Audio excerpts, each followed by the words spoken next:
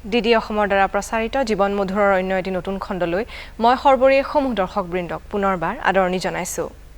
জীৱন এটি গন্তব্যস্থল নহয়, জীৱন হৈছে এটা যাত্ৰা, এটা কণ্টকাকীৰ্ণ কিন্তু সুন্দৰ কৰি তুলিব পৰা যাত্ৰা, বিভিন্ন অভিজ্ঞতা আৰু অনুভূতিৰে পূৰ্ণ এক যাত্ৰা। এই যাত্ৰাৰ দৈৰ্ঘ্য যিমানেই নহওক, ইয়াক অনুপম সুন্দৰ আৰু মধুৰ কৰি সজাই তোলাটো আমাৰ সকলোৰে কামনা। গতিকে এই জীৱন নামৰ যি অমূল্য উপহাৰৰ আমি প্ৰত্যেকেই গৰাকী, তাক আমি কেনেকৈনো মধুৰৰ পৰা মধুৰতৰ কৰি সজাই তুলিব পাৰোঁ, তাৰে বিষয়ে আজি আকৌবাৰ আলোচনা কৰিম ডিডি অসমৰ ষ্টুডিঅ'ত।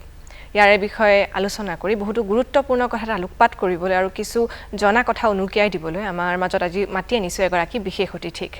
এই সুযোগতে আমাৰ দৰ্শকসকলক আমাৰ আজিৰ আমন্ত্ৰিত শ্ৰদ্ধাৰ অতিথিগৰাকীৰ লগত চিনাকি কৰাই দিব বিচাৰিছোঁ। তেওঁ হৈছে শ্ৰদ্ধাৰ অলকা গৌৰী বাইদেউ। নমস্কাৰ। তেওঁ স্বামী বিবেকানন্দ কেন্দ্ৰৰ অসম প্ৰান্তৰ প্ৰান্ত সংগঠক আৰু आजीवन ज्येष्ठ कर्मकर्ता। नमस्कार दीदी। नमस्कार। आपको हमारे बीच में ऐसे पाकर हम बहुत ही खुश हैं। आपका आभार हमारे निमंत्रण को स्वीकार करने के लिए। आपका भी बहुत बहुत धन्यवाद। जी, हमारे इस विशेष अनुष्ठान का नाम है जीवन मधुर, और जो पहला प्रश्न मैं आपसे पूछना चाहूँगी वो ये होगा कि योग आपका परिचय योग से कैसे हुआ और योग को अपने जीवन के दर्शन के रूप में मानना आपने क्यों चाहा? जी, ये बहुत सुंदर है विषय, क्योंकि दो बातें आ जाती है बहुत बार योग समझने से। जैसे हम बचपन में सूर्य नमस्कार करते थे, माँ ने हमको सिखाया था, माँ को उनके पिताजी ने सिखाया था, और घर में सारे बच्चे टेरेस पर जाकर सवेरे सूर्य नमस्कार करना है, उसके पहले दूध नहीं मिलेगा, पहले एक्सरसाइज करना है। तो सूर्य नमस्कार का परिचय तो बचपन से था। लेकिन जब 1991 में मैं क्लास 12 का एग्ज़ाम देकर कन्याकुमारी में युवा शिविर के लिए गई थी, तो 100 लोग थे करीब करीब, वहाँ पे युवा थे सारे। उस समय पहले बार योगासन ये विषय सामने आया। योगासन, सूर्य नमस्कार, फिर प्राणायाम, लूजिंग एक्सरसाइजेस, उसका क्रम, ये सारा वहाँ पहले बार पता चला। तो उस समय भी ये मन में था कि ये आसन प्राणायाम है, ये योग है। लेकिन जो आपने दर्शन की बात करी, वो विशेष महत्व की बात, उस विषय में विवेकानंद केंद्र से जुड़ने के बाद ही पता चला कि अरे योग और योगासन या दर्शन ये एक विषय बहुत बृहत है, बहुत बड़ा विषय है। और जब उसमें और केंद्र के माध्यम से पढ़ना शुरू हुआ तो फिर ये लगा कि यही जीवन का मुख्य आधार है। तो विवेकानंद केंद्र भी योग को अपना प्राण स्वर बोलता है, it's a core of Vivekananda Kendra. इसलिए उस समय केंद्र के माध्यम से योग, ये जीवन का दर्शन, ये महत्वपूर्ण बात समझ में आ गई। तो योग और दर्शन को मिलके योगासन होता है? नहीं, योगासन उसका एक अंग है। मतलब दर्शन जो हम बोलते हैं, अभी बहुत जगह पे योग का बातचीत में केवल उपयोग आता है, जैसे कि अरे मुझे डायबिटीज़ हुआ है ना, तो मुझे योग करने बोला है, अरे मुझे बीपी चढ़ा है तो इसलिए योग करने बोला है, मुझे ऐसा ऐसा बीमारी हो गया इसके लिए बोला योग करो। तो योग ये कोई जैसे कोई पैथी होती है, ऐसा नहीं है। यदि हम उसको पैथी सोचते हैं तो ऐसा बोले हमारे पास AK-47 है और AK-47 लेकर हम उसको खुदाई के लिए काम कर रहे हैं, तो उसका अपना जो महत्व है वो छोड़कर उसका एक छोटा सा हिस्सा उस पर काम कर रहे हैं। तो योगासन ये एक आसन का भाग हो गया, शरीर का उपयोग करते हुए वो एक्सरसाइजेस का कॉम्बिनेशन है प्राणायाम के साथ में या श्वास प्रश्वास के साथ में। किंतु योग जब हम जीवन दर्शन बोलते हैं तो ये पूरे जीवन को मार्गदर्शन करता है। और इनफैक्ट पूरे विश्व का मानस शास्त्र का सबसे बड़ा ग्रंथ यदि कोई होता है साइकोलॉजी का, तो वो योग का ग्रंथ है। विशेष कार्यक्रम का नाम है जीवन मधुर। तो मैं आपसे यही पूछना चाहूँगी कि योग हमारे जीवन को मधुर बनाने में कैसे योगदान देता है? बहुत सुंदर है ये, क्योंकि योग का अर्थ है जोड़ना। जब हम जुड़ते हैं तब वो आनंद है। हम देखते हैं विवाह में इतना उत्साह होता है, आनंद होता है, क्यों? क्योंकि दो परिवार जुड़ रहे हैं, केवल दो व्यक्ति नहीं, दो परिवार जुड़ते हैं और वो आनंद है। ये जोड़ने का आनंद ये सब जगह अनुभव हो सकता है। अभी ये जोड़ना क्या है? हम योग के माध्यम से अपने आप को बाकी लोगों के साथ जोड़ सकते हैं, परिवार के साथ जोड़ सकते हैं, पूरे समाज के साथ जोड़ सकते हैं, इस राष्ट्र के साथ और पूरे विश्व के साथ जोड़ सकते हैं, सृष्टि प्रकृति के साथ जोड़ सकते हैं। लेकिन उसमें एक महत्व की बात है, आज की स्थिति में हमें अपने आप के साथ जोड़ना आना चाहिए। तो योगासन के अभ्यास से, नियमित अभ्यास से वो हम सबसे पहले प्रयास करते हैं कि हम अपने आप के साथ जुड़े। नहीं तो आज जीवन में जो मधुरता जहाँ कम होती है, वो कारण वो दिखता है कि मैं और मेरा शरीर, ये नहीं होता है। साथ नहीं होता है। मैं बहुत थकी हूँ, मुझे नींद नहीं आती है, जबकि मैं सोना चाहती हूँ फिर भी नींद नहीं आती है, वो मधुरता गायब है, नष्ट हो जाती है। अभी जब शरीर और मन एक साथ हो जाएगा तो वो आसानी से हो सकता है। तो आज योगासन के माध्यम से शुरुआत में शरीर मन जोड़ने का प्रयास है, और जब शरीर मन को जोड़ना एक साथ करना शुरू करेंगे, धीरे धीरे हम आगे के स्टेप में जाएंगे। परिवार को जोड़ना है, आज परिवार विघटित होते रहते हैं, डिवोर्स केसेस बढ़ते रहते हैं। क्यों? क्योंकि जो जुड़ाव था उस जुड़ाव को हम अनुभव नहीं करते हैं। योग जोड़ना है, और जोड़ने के लिए जो करना पड़ता है वो करेंगे तो निश्चित मधुरता आती है। उसमें जो आपने शुरुआत में बहुत सुंदर बताया था कि जीवन की यात्रा है, ये गंतव्य नहीं है, ध्येय नहीं है, जीवन एक यात्रा है, और उस यात्रा में अपने को चलने के लिए, मधुरता बढ़ाने के लिए 3 बातें बहुत महत्वपूर्ण हैं। विवेकानंद केंद्र में हम प्रार्थना में बोलते हैं कि त्याग, सेवा और आत्मबोध। त्याग करना है, सेवा करनी है, और आत्मबोध मतलब स्वयं का चिंतन करना है रोज, कि आज मैंने दिन भर में क्या क्या किया, उसको मैं और अच्छा से कैसे कर सकती थी, या कुछ गलती हुई उसको कैसे सुधारूं, तो कल के लिए मैं ध्यान दूं। तो ये तीनों बातों से जीवन निश्चित मधुर होगा। वो जो यात्रा है वो निश्चित मधुर हो सकती है। एक व्यक्ति जो शुरुआती दौर में योगा में जो ये योगा की यात्रा शुरू कर रहा है, एक व्यक्ति को नियमित रूप से हर दिन में योगा को कितना समय देना चाहिए आइडियली? हम इसमें योगासन प्राणायाम के अभ्यास की बात कर रहे हैं, क्योंकि योग ये कोई 1 घंटे 2 घंटे की बात नहीं है, ये बात है पूरे 24 घंटे की। योग 24 घंटे की है बात। लेकिन योग के जो 8 अंग पतंजलि महर्षि बताते हैं वो है यम, नियम, आसन, प्राणायाम, प्रत्याहार, धारणा, ध्यान और समाधि। तो उसमें पहले 2 जो अंग है यम और नियम, ये हमारा समाज के साथ संबंध क्या है, मैं अपने आप को ठीक करना है तो क्या करना है, ये सारी बातें उसमें आती है। तो ये 24 घंटे की बात है। जैसे अहिंसा, सत्य, अस्तेय, अपरिग्रह, ब्रह्मचर्य, तो ये हमेशा के लिए जीवन में लाने की बात है, तो ये 24 घंटे की बात है। लेकिन ये जो रोज कितना समय करना है, तो हम आसन प्राणायाम की बात करते हैं, तो नियमित रूप से कोई निश्चित समय हमने देना है। तो अभी किसी को 1 घंटा भी ज़्यादा हो सकता है, किसी को 2 घंटे भी कम हो सकता है, लेकिन अपने दिनचर्या के अनुसार, अपने काम के प्रकार के अनुसार, व्यवसाय के अनुसार उसका समय हमको निश्चित करना होगा, और वो रोज करना होगा। ऐसा नहीं कि 1 दिन किया 4 दिन छुट्टी ली तो नहीं होगा।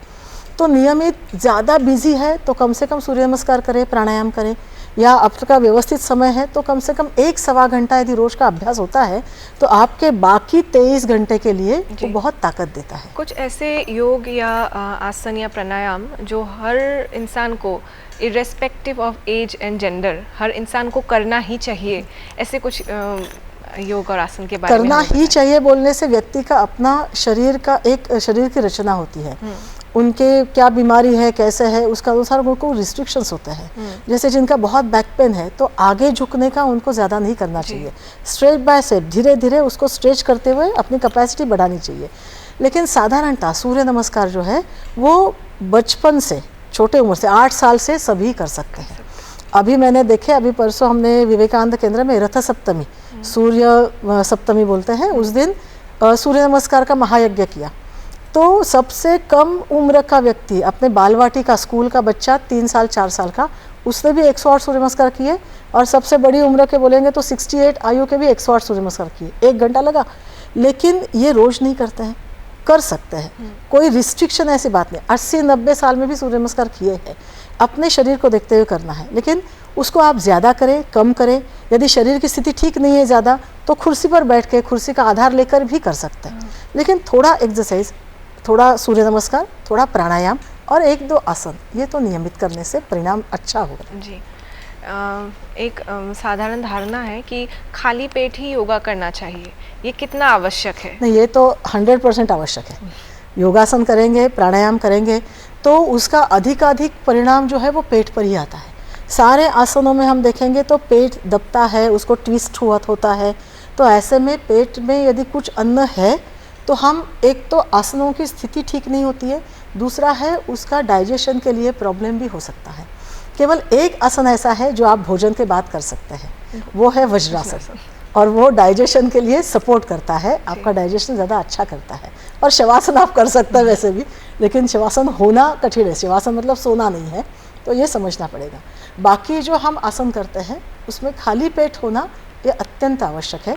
यदि आप चाय वाय पिया है तो 2-3 घंटे का समय हो, और यदि भोजन किया है तो कम से कम 4 घंटे का समय हो। और सुबह और शाम दोनों के योग क्या क्या करना चाहिए, कुछ ऐसे रेस्ट्रिक्शंस होते हैं क्या? जी, सवेरे और शाम का समय जो है वो संध्या काल है, मतलब रात्रि का दिन होना और दिन का रात होना, इसके बीच वाला समय होता है। तो संध्या काल में हम लोग यदि एक्सरसाइज करते हैं, योगाभ्यास करते हैं, तो उसका परिणाम ज़्यादा होता है।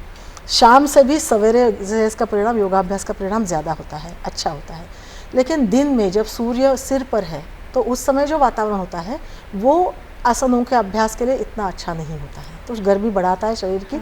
बाहर भी बहुत ज़्यादा गर्मी होती भी है, तो इसके लिए सवेरे का समय, शाम का समय अच्छा है, सवेरे का समय अधिक अच्छा है। तो ये एक साइंटिफिक रीज़न है। हाँ, एकदम प्रकृति के साथ हमारा शरीर जैसे चलता है उसी नियम से एकदम प्रकृति के साथ जोड़कर ही करना होगा। जी। अगले प्रश्न में पूछती हूँ।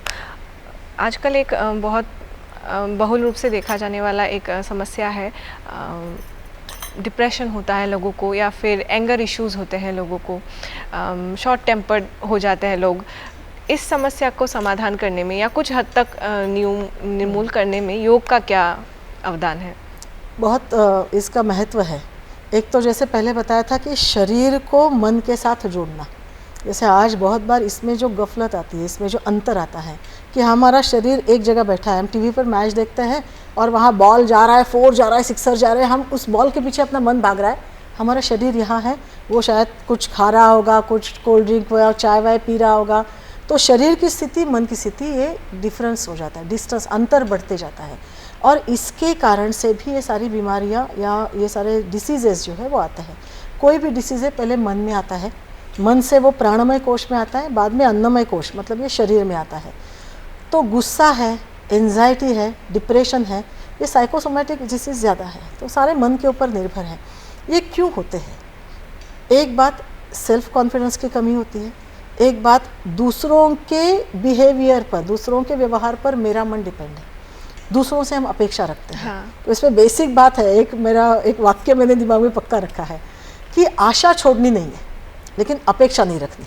हम अपेक्षा रखते हैं दूसरे ने ऐसा करना चाहिए, वो नहीं हुआ तो हमारा मन खराब होता है, निराश भी होता है, या गुस्सा भी आता है कि अरे ये बताया था करने के लिए, क्यों नहीं किया, ये किया, वो किया, वो गुस्सा आता है। गुस्सा अपने आप पर कम आता है, दूसरों के कारण ज़्यादा आता है।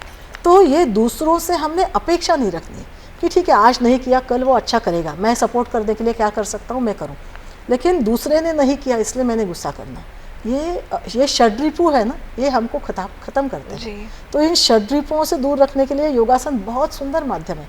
सवेरे का 1 घंटा जब हम आसन करते हैं तो उस समय आसन का जो स्थिति होती है वो स्थिर सुखम होती है, स्थिर रहना है। अभी स्थिर सुखम आसनम, स्थिर रहना है विदाउट मूवमेंट और सुखम।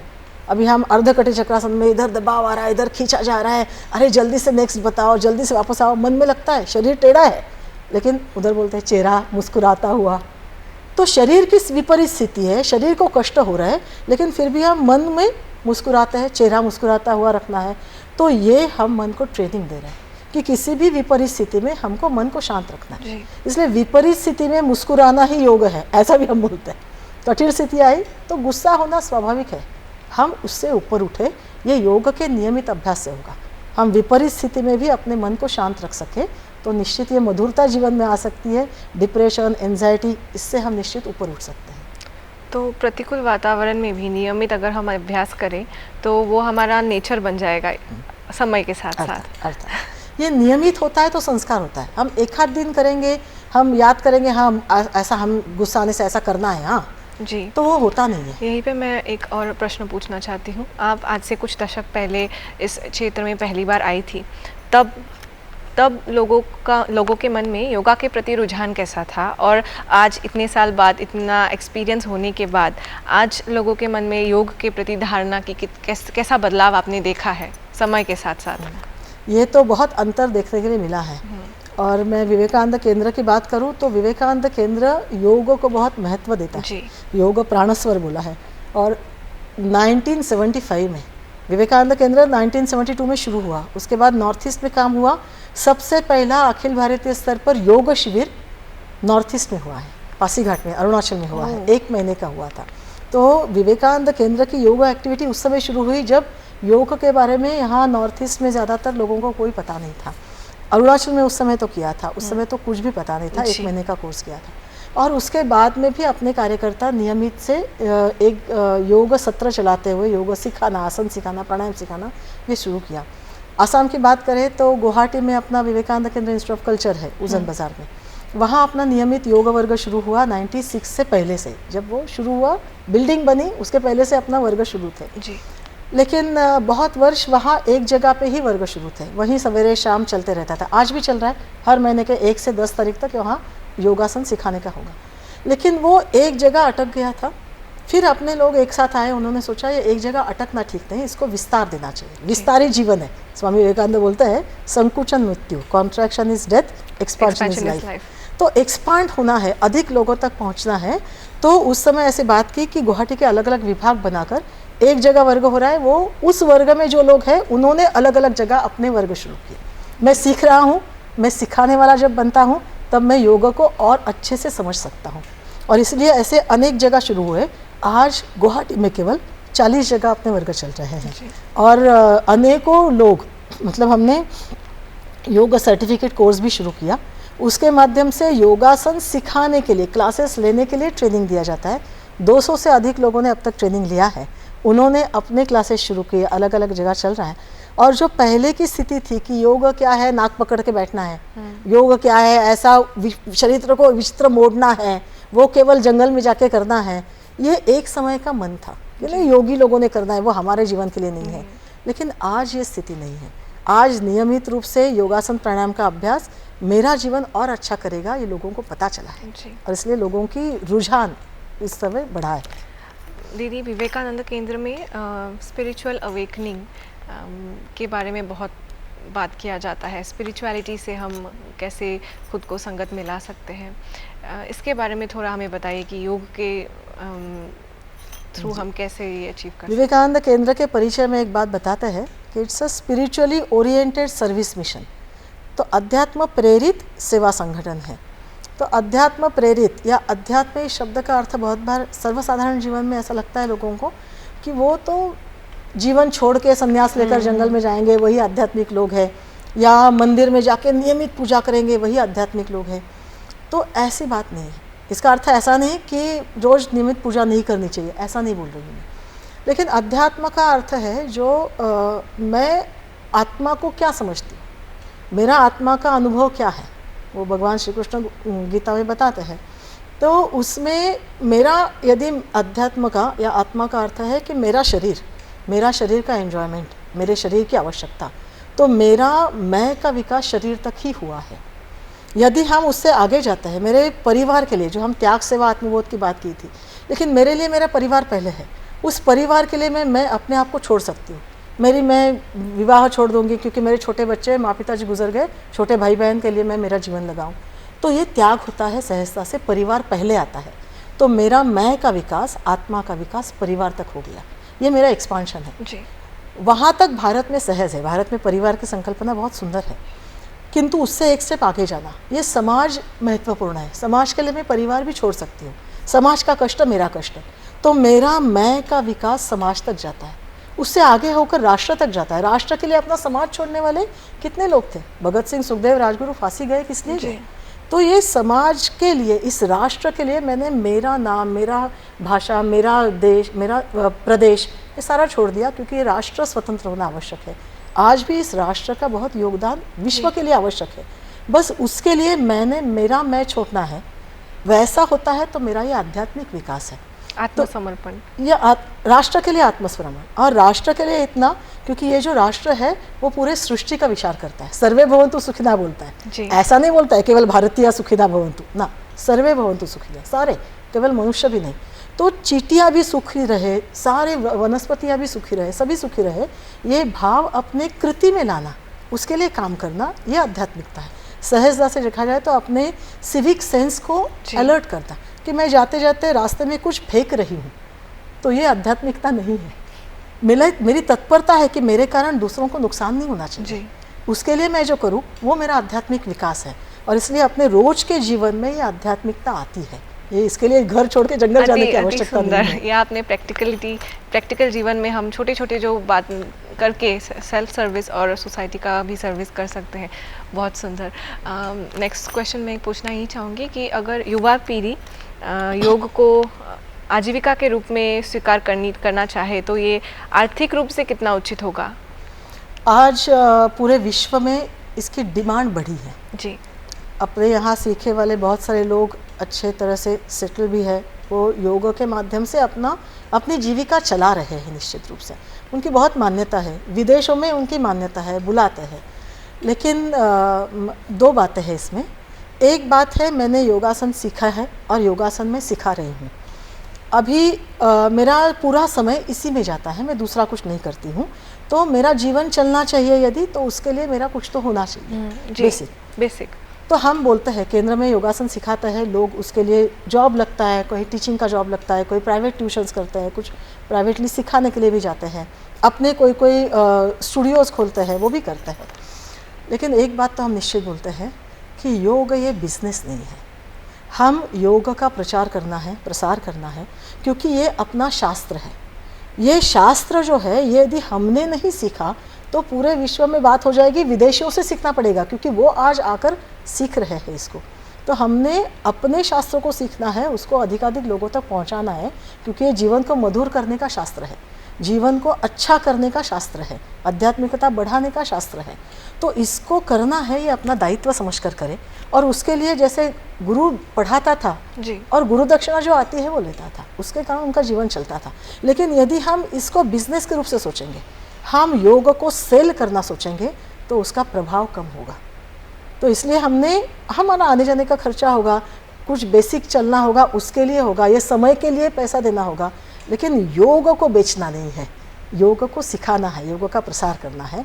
किंतु इस माध्यम से अनेक अपने जीवन का उद्देश्य प्राप्त कर सकते हैं। मेरे जीवन का उद्देश्य योग का प्रचार करना है और उसके ऊपर मेरा जीवन चलेगा, ऐसा सोचकर बहुत अच्छा इसके लिए अवसर आज पूरे विश्व में है, केवल भारत में नहीं, पूरे विश्व में है। जी।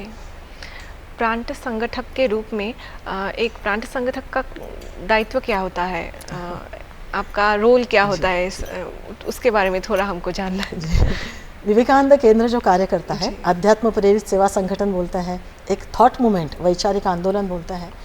तो एक्चुअली विवेकानंद केंद्र का उद्देश्य जो है वो मनुष्य निर्माण, राष्ट्र पुनरुत्थान। तो राष्ट्र को खड़ा करना है, इसलिए मनुष्य तैयार होना होगा। मेरे जीवन का उद्देश्य, प्रत्येक भारतीय का जीवन का उद्देश्य इस राष्ट्र को आगे लेके जाना है। उसके लिए मैंने मेरे जीवन के 24 घंटों में से 1 घंटा ही सही, थोड़ा समय ही सही इस राष्ट्र के लिए देना है। तो ऐसे लोग खड़े करना, ये उद्देश्य से विवेकानंद केंद्र कार्य कर रहा है। प्रत्येक भारतीय के घर घर तक अपने जीवन का उद्देश्य पक्का होना, ये काम है। अभी इस काम के अलग अलग माध्यम हैं, सेवा कार्य चलता है, अपने हॉस्पिटल है, अपने आसाम में 25 विद्यालय चलते हैं, अभी और 7 विद्यालय आ रहे हैं, हॉस्पिटल चलते हैं। आनंदालय के माध्यम से टी गार्डन का काम चलता है, अपने 17 नगर स्थान कार्यस्थान है 20 के आसपास। तो पूरे आसाम में दायित्ववान कार्यकर्ता, समिति सदस्य, ऐसे 1000-1500 लोग समय देने वाले कार्यकर्ता है। तो ये संख्या अधिक बढ़े, मतलब क्या, लोगों के जीवन में राष्ट्र के लिए समय देना है, ये विषय बढ़े। इसके लिए जो आवश्यक है वो सारा काम जो होता है कार्यकर्ताओं के माध्यम से होता है। उस काम का ऑर्गेनाइजिंग करना, कार्यकर्ताओं का प्रशिक्षण करना, ये कार्यकर्ताओं का मन बनाना, उनको ये आत्मीयता का भाव देना, ये सारा मेरा काम है। जी, एक प्रश्न मैं और पूछना चाहती हूँ।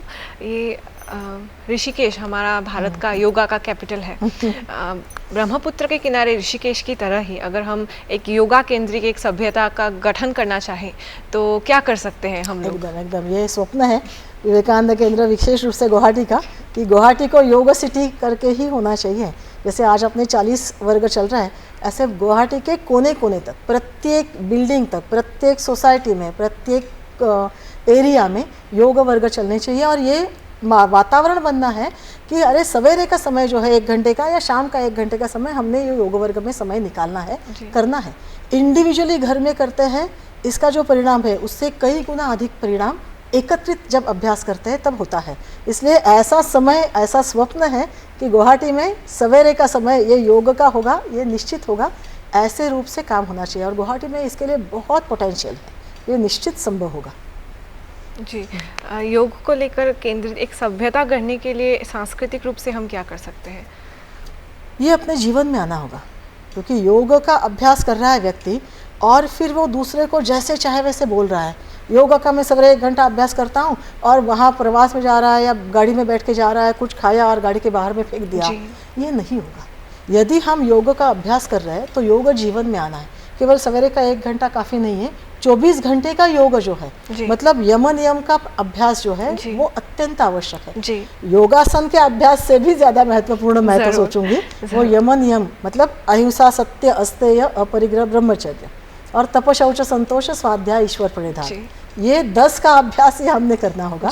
तो बहुत सुंदर। और बहुत प्रश्न थे, लेकिन समय की कमी के वजह से हमें आज का कार्यक्रम ही समाप्त करना होगा। आपको ऐसे फिर से मिलने का हमारा भाग्य हो, यही कामना करते हैं। बहुत अच्छा लगा आप सबसे बात करते हुए, और दूरदर्शन के माध्यम से कार्यक्रम हो रहा है तो दूरदर्शन को विशेष धन्यवाद और अभिनंदन। आशा কৰিছোঁ আমাৰ দৰ্শকসকলে আমাৰ আজিৰ এই অনুষ্ঠানটি চাই কিছু নতুন কথা জানিবলৈ সক্ষম হৈছে। ইয়াৰে কামনা কৰি আজিৰ এই অনুষ্ঠানটি ইমানতে সামৰণি মাৰিছোঁ। চাই থাকিব আপোনালোকৰ প্ৰিয় অনুষ্ঠান জীৱন মধুৰ। ধন্যবাদ। ধন্যবাদ।